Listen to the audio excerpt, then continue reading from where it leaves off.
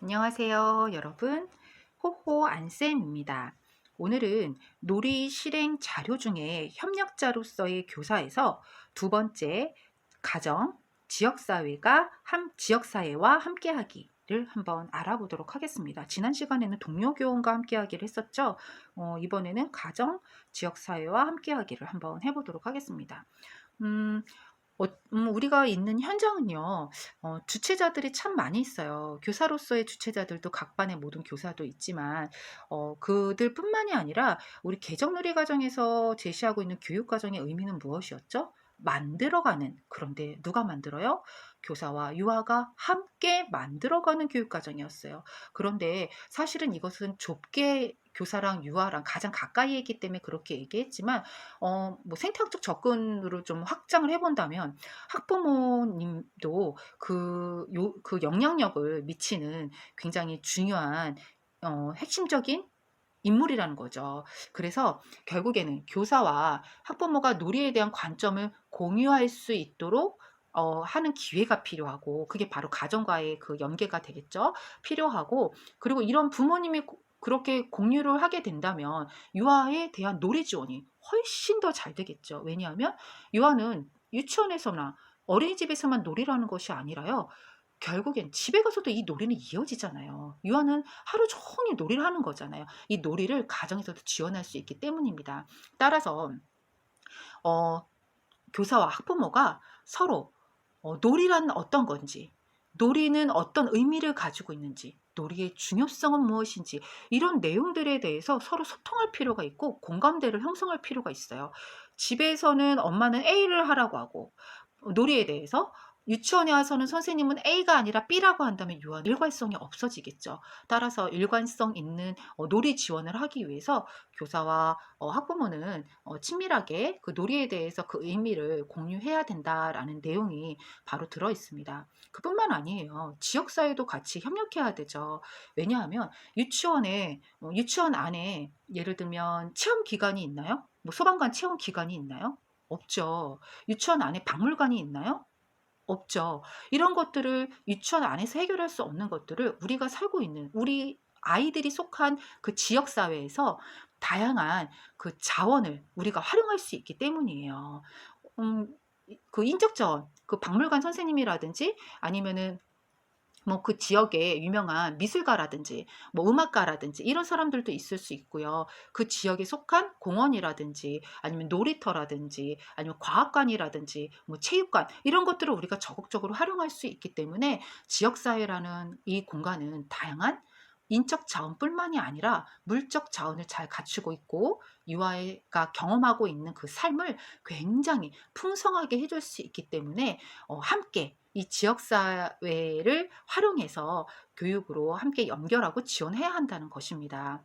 따라서 교사는 지역사회의 다양한 자원 및 시설을 잘 활용해서요, 이와의 놀이와 경험이 풍성하게 이루어질 수 있도록 지원해야 할 필요가 있겠습니다. 굉장히 중요한 말이죠. 그래서 가정과 지역사회가 함께하는 것 굉장히 중요하다라는 내용이 들어 있습니다. 이렇게 가정과 지역사회가 함께하기 위해서는 다음에 세 가지의 하위 내용들이 포함되어 있네요. 그럼 이제 그 하위 내용을 간략하게 하나씩 살펴보도록 하겠습니다. 첫 번째는 놀이 이해를 돕는 학부모 모임을 구성한다입니다. 왜냐하면 앞서서 말씀을 드렸지만 놀이에 대해서 부모님들이 잘 모르세요. 그래서 유치원에 오면 뭐라고 말씀하시냐면 이러잖아요. 이런 말씀 참 많이 하시죠. 우리 아이는 왜 아이들이 계속 하루 종일 놀기만 하나요? 라고 질문을 정말 많이 하세요. 이럴 때는 어디서부터 어떻게 설명해야 될지 사실 초임 때는 되게 당혹스러웠거든요. 왜냐하면 놀이를 통해서 다양한 경험을 하고 다양한 감각적 경험을 통해서 아이들이 배움에 이르게 된다는 것을 부모님들이 모르기 때문에 배움까지 연결된다는 것을 몰라서 놀이를 하면서 하루 종일 놀기만 하면 어떡합니까? 라는 질문을 하시는 거거든요.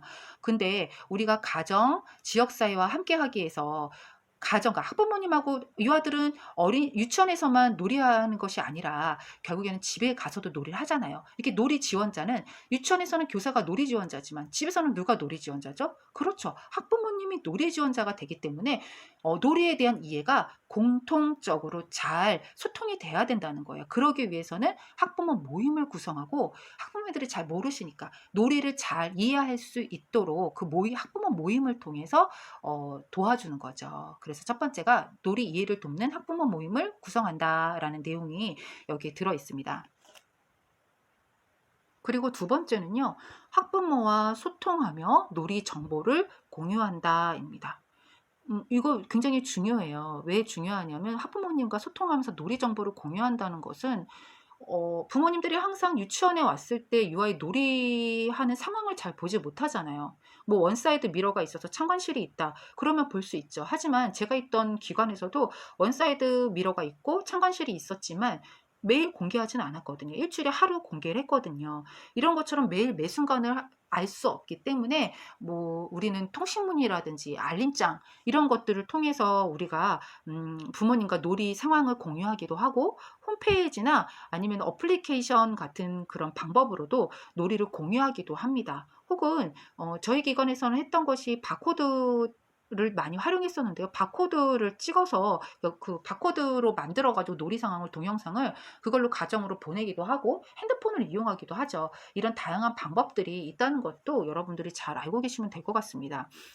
이렇게 놀이의 내용을 구체적으로 공유할 때 놀이를 통해 아이들이 어떤 경험을 하고 있구나라는 것을 부모님이 알게 되고요. 그리고 어머, 이런 거 공을 계속 굴리기만 하는 줄 알았더니 공을 굴리면서 동그란 모양을 굴러간다는 걸 알고 네모난 모양은 굴러가지 않는다는 것도 알게 되네 라는 것을 그 부모님이 직접 보시면서 배움과 연결되는구나 라는 것도 이해하게 된다는 거죠.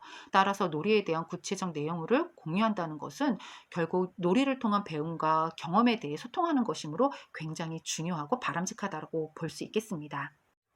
세 번째는 유아의 경험 확장을 위해 지역사회 자원을 활용한다입니다. 지역사회에는요, 다양한 인적 자원과 물적 자원이 있다고 그랬어요. 그리고 교사는 이러한 다양한 인적 자원과 물적 자원을 활용해야 되는데, 어떻게 활용해야 되냐면요, 최대한 활용해야 돼요. 왜냐하면 유치원 안에 없는 것이 너무 많이 있거든요. 그래서 이렇게 최대한으로 활용해야 되는데, 그렇다면 우리가 지금 말하고 있는 이 지역사회에는 과연 어떤 것이 포함되어 있는가를 한번 살펴볼게요. 인적 자원과 물적 자원이 있다고 했으니까, 인적 자원은 제일 뒤에 나와 있는 전문가네요. 여기 전문가 나와 있죠? 이게 바로 인적 자원이 되는 거고요. 여러 공공기관, 놀이터, 과학관, 체육관, 박물관, 공원과 숲이 바로 물적 자원이 됩니다. 뿐만 아니라 이러한 다양한 시설과 더불어 자연환경도 지역사회의 물적 자원이 되는 것입니다.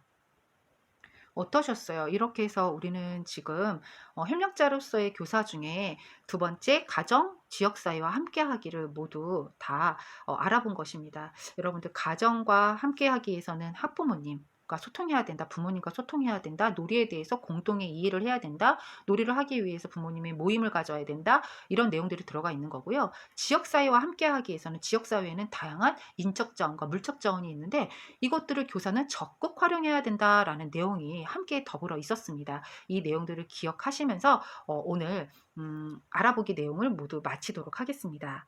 지금까지 호호 안쌤이었습니다. 감사합니다.